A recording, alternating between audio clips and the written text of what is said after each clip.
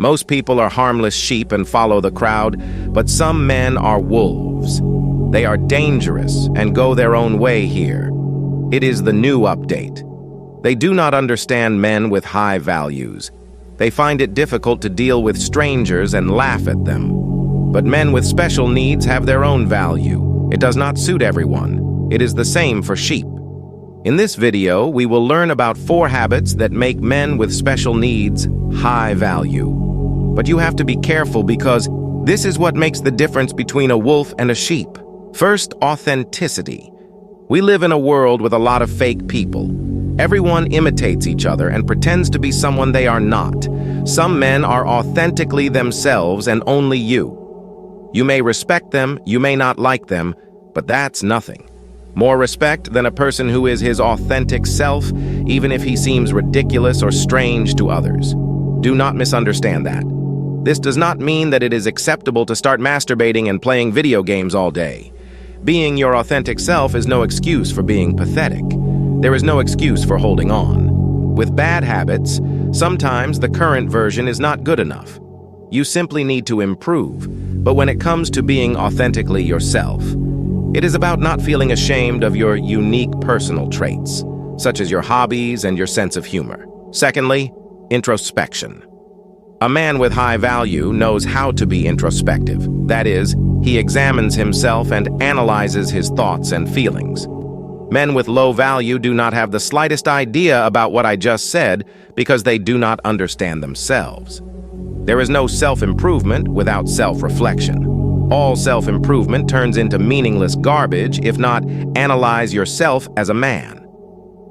True self-improvement is not just about reading some fancy books and watching some videos. It is about understanding who you are and who you want to become. It is about recognizing your strengths and weaknesses and making an effort to grow and improve, so start practicing self-reflection. Spend some time every day thinking and understanding your emotions, reactions, and values. Writing down your thoughts can be a great way to do this. Just write your own thoughts in a notebook as if you were talking to yourself. It may seem awkward at first, but over time you will develop a great understanding of yourself and your mind will become as sharp as a blade. Third, emotional intelligence is one of the most underrated traits in the world. Emotional intelligence is an emotional being. Men and women are together, and only a person who has emotional intelligence can become a great leader. Men are highly valued with great emotional intelligence. They know how to use their emotions to their advantage. For example, if he feels angry, he will use this anger to motivate himself to take the necessary actions. He will not let his emotions control him, but most importantly, a man who has a great deal of emotional control knows how to build deep connections.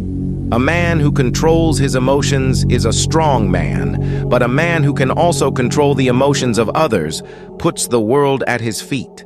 And this is emotional intelligence, the ability to recognize and manage one's own emotions and the emotions of others.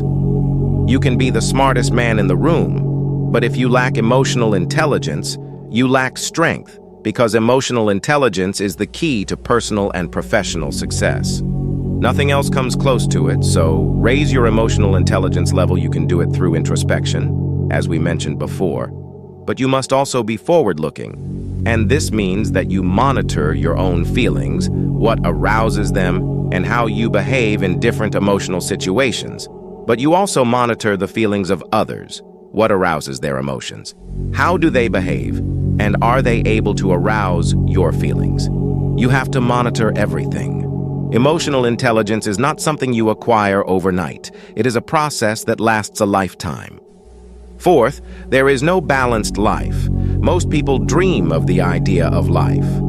Balanced is that we can work on ourselves until we achieve perfect harmony in our relationships, our work, our physical fitness, and our health.